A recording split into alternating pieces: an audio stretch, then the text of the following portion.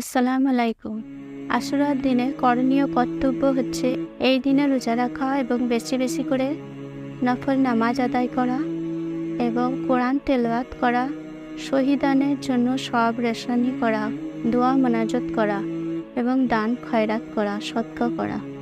হাদিস শরীফে আরও আছে যে একদা আশুরার দিন বিশ্বনবী সাল্লাল্লাহু আলাইহি সাল্লাম রোজা রাখলেন এবং এমন সময় তিনি অন্যদেরকেও রোজা রাখার উপদেশ দিলেন।